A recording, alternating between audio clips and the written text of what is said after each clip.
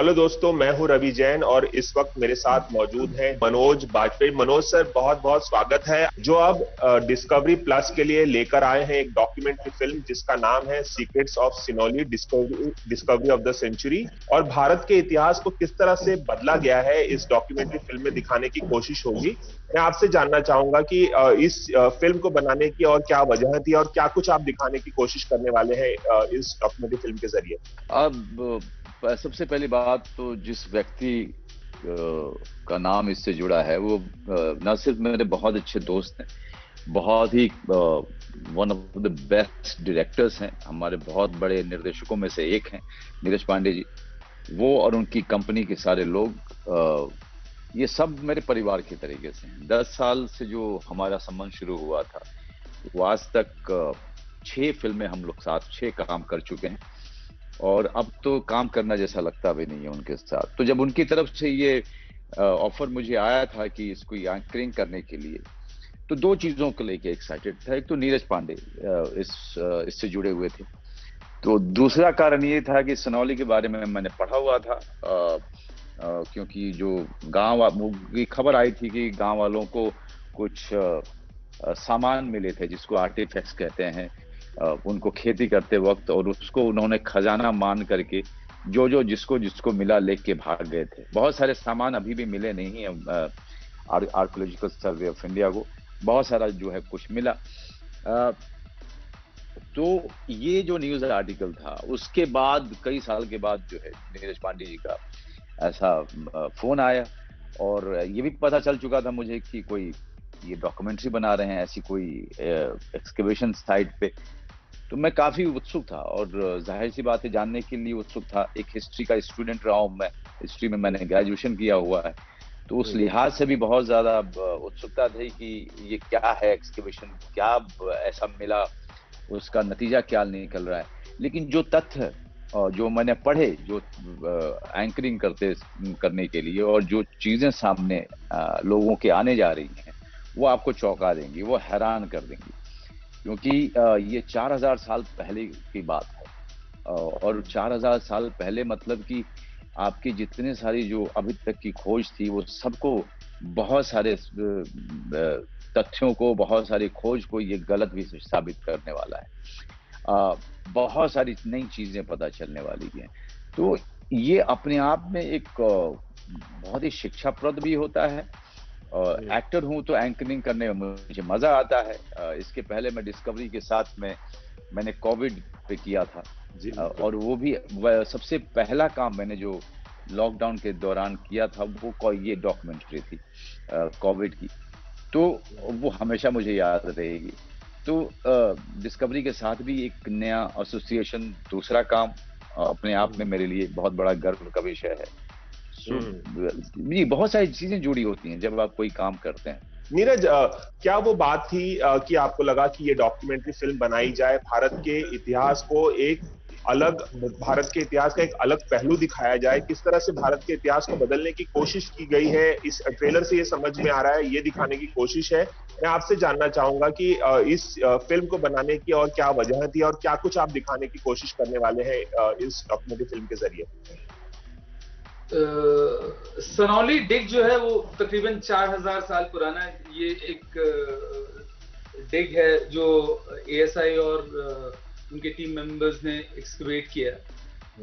जब भी ऐसा कोई एक्सकवेशन होता है तो इंटरप्रिटेशंस आने शुरू हो जाते हैं। तो जल्दबाजी भी रहती है लोगों को कि वो बताएं कि वो क्या समझते हैं उस बारे में। और मेरे ख्याल से यही हुआ सनौली के डिग के साथ, that there were too many interpretations. जैसे जैसे डिग शुरू हुआ और टेक्नोलॉजी का अभाव उन दिनों, और धीरे धीरे जैसे जैसे टेक्नोलॉजिकल ब्रेक थ्रूज होते गए, उन्हीं इंटरप्रिटेशंस को जो है उनमें से कुछ इंटरप्रिटेशंस गलत साबित हुए, कुछ इंटरप्रिटेशंस बिल्कुल सही साबित हुए, और एक अलग अलग रास्ता खुलता गया इन डिग्स को लेकर, इनके हिस्ट्री को लेकर। हमारा प्रयास यही है इस डॉक्यूमेंट्री के माध्यम से कि हम वो सारे जो पक्ष हैं उसको अपने ऑडियंसेस के सामने रखें और फिर उनको डिसाइड करने दें कि किस पक्ष में जो है मेरिट ज्यादा है और किस कहानी को वो सही पाते। मनोज सर, इतिहास में आपको काफी रुचि रही है, आपने ग्रेजुएशन भी किया है। देखिए, इतिहास की जब बात करते हैं तो कोई एक चीज नहीं होती है जो आपको रुचि देती, क्योंकि इतिहास अपने आप में ही बहुत ही लंबा चौड़ा विषय है।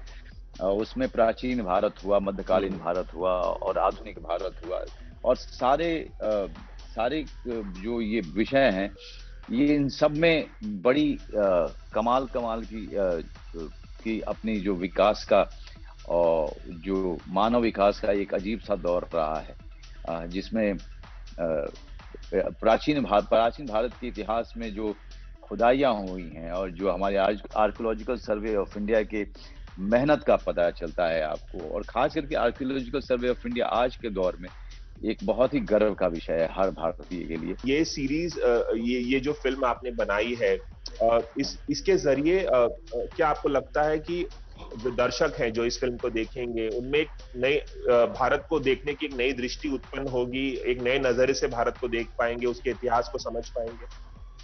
हमारा प्रयास ये नहीं कि हम उनको बताएं कि भाई आपको जो भी बताया गया वो सब गलत था, ये जो है वो सही है, ऐसा कुछ नहीं है।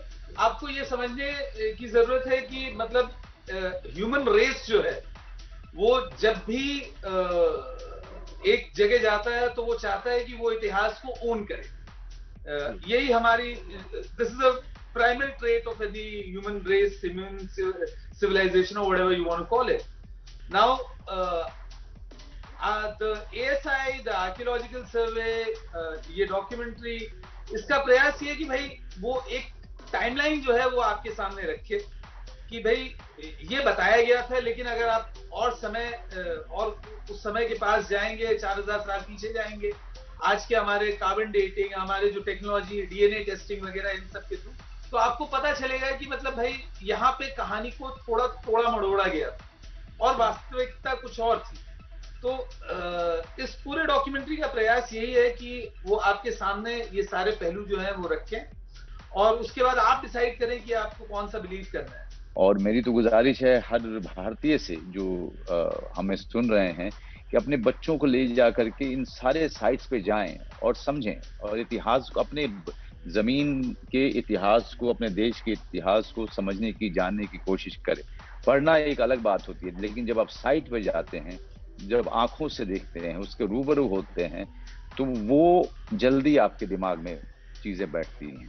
फिर वो एजुकेशन नहीं वो लगता है या कोई पढ़ाई नहीं लगती है, फिर वो एक तरीके का अनुभव होता है, और अनुभव कभी भी आप भूलते नहीं हैं।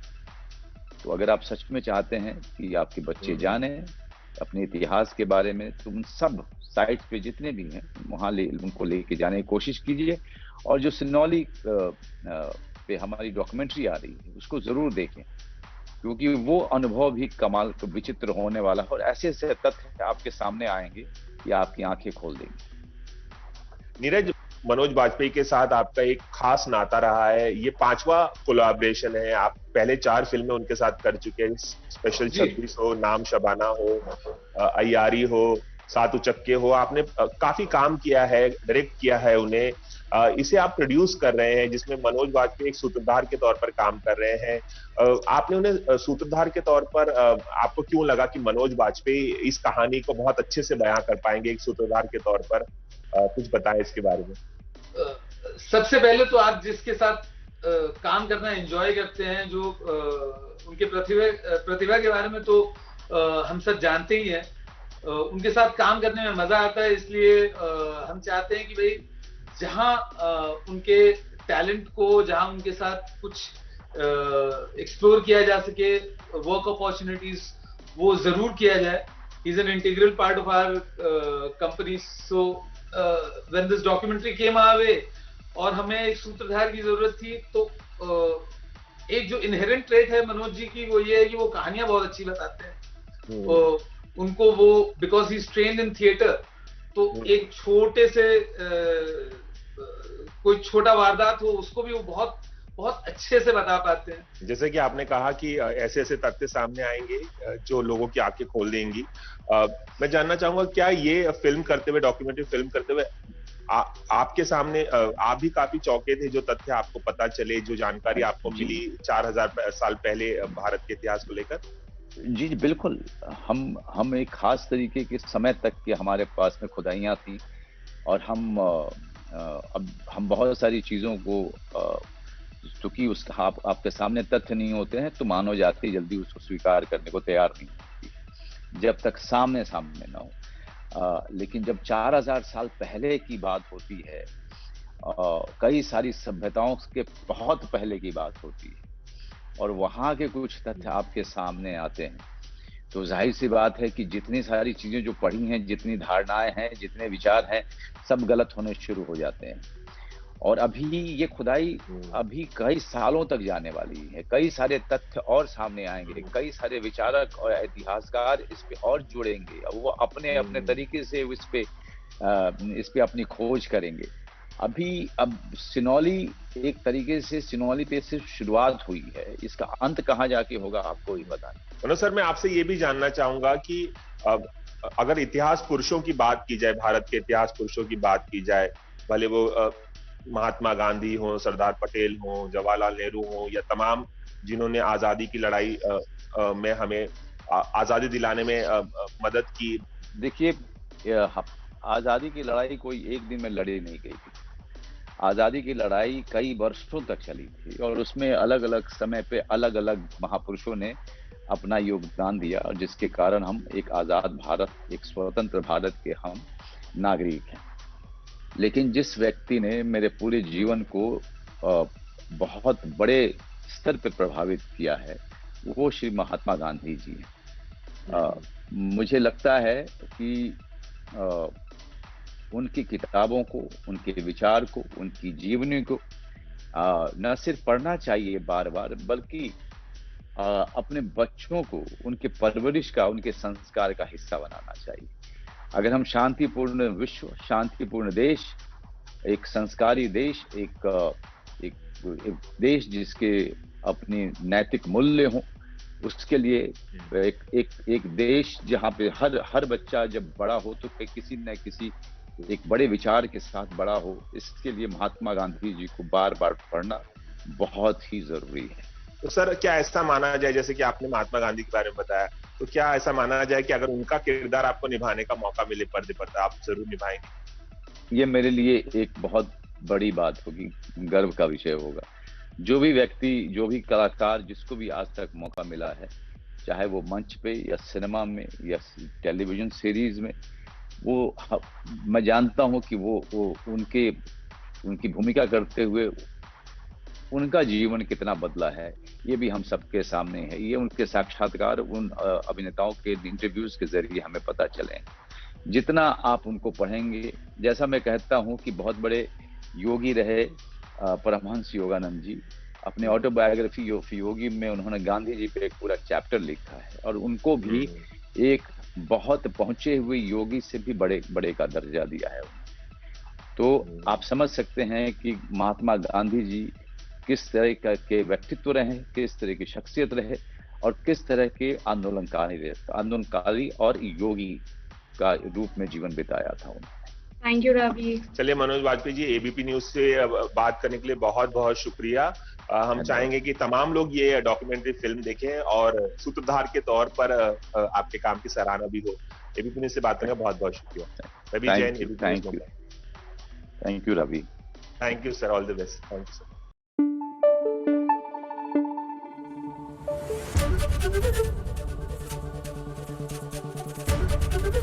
एबीपी न्यूज आपको रखे आगे।